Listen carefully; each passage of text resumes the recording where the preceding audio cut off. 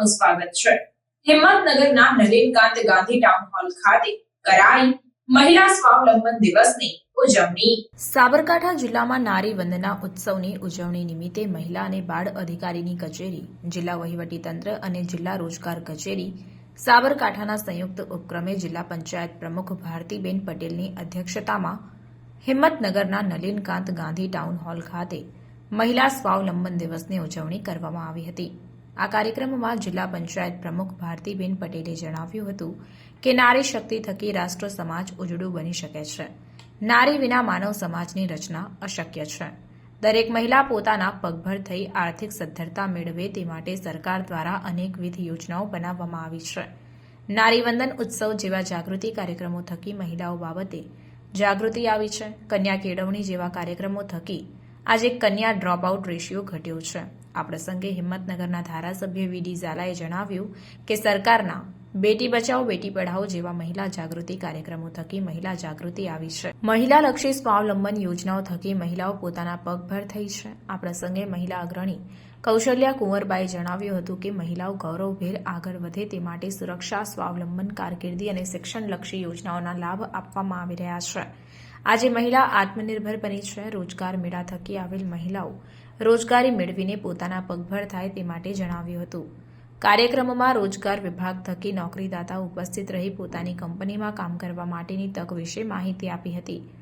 આ કાર્યક્રમમાં ઉદ્યોગ સાહસિક મહિલાઓનું સન્માન કરવામાં આવ્યું હતું। આ કાર્યક્રમમાં જિલ્લા કલેક્ટર નયમેશ દવે, પ્રોગ્રામ ઓફિસર ચારણ, મહિલા અને બાળ અધિકારી ડોક્ટર પ્રજ્ઞાબેન ત્રિવેદી, દહેજ પ્રતિબંધક અધિકારી પી.આર. પટેલ, રોજગાર અધિકારી એચ.એચ. ગઢવી, વિવિધ વિભાગના પ્રતિનિધિઓ તથા મોટી સંખ્યામાં મહિલાઓ ઉપસ્થિત રહ્યા હતા। સહતંત્રી ડીકેશ પરમાર, સાબલી।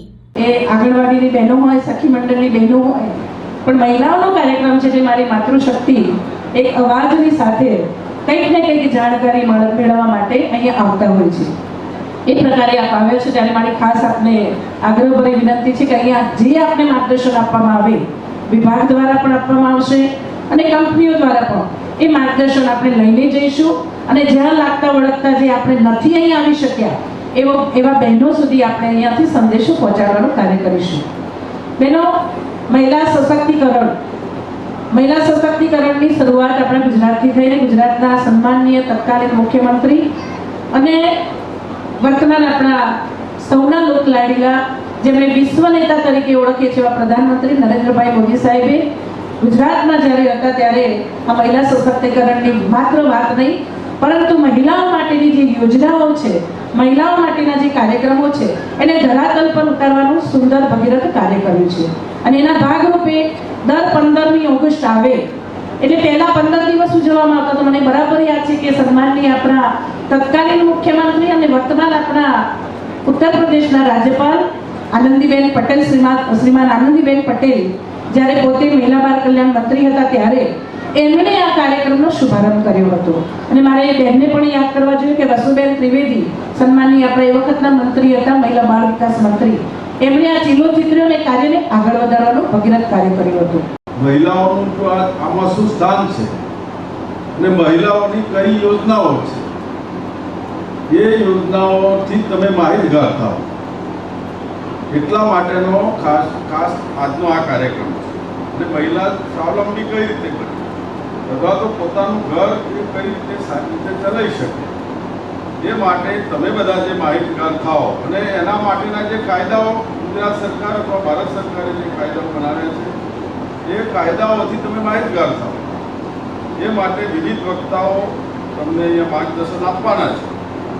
એટલે એ કાર્યક્રમ એ અગત્યનો મહિલાઓ માટે છે અને આપને પણ યાદ છે કે આ મહિલાઓ માટે જો ગુજરાત રાજ્યમાં જો વધારે કામ થયું હોય, અત્યારે તમે જુઓ તો જિલ્લા ગ્રામ વિકાસ એજન્સી મારફતે પણ જે વિવિધ કાર્યક્રમો થાય છે અને એમાં પણ સખી મંડળ મારફતે કે જે રોજગારી તમે અત્યારે ઠેર ગામડાઓમાં દરેક જગ્યાએ તમે સખી મંડળો જોવા મળે છે। એ જ રીતે આપણા ટ્રાઇબલ એરિયા, વનવાસી એરિયા હોય તો ત્યાં આગળ પણ એ વનવાસી બહેનો પોતે એમ કે મજબૂત થાય અને વન્ય પેદાશોમાંથી પણ એ પોતાનું ગુજરાન ચલાવે એ માટે ત્યાં નાની વન મંડળીઓ બનાવી આવા ન્યૂઝ જોવા માટે સાબર આવાઝ યુટ્યુબ ચેનલને સબસ્ક્રાઇબ કરો અને લાઇક કરો, જેથી હવે પછીના દરેક સમાચાર સબસ્ક્રાઇબ કરેલા હશે તેઓને નવા સમાચારની માહિતી મળી જશે.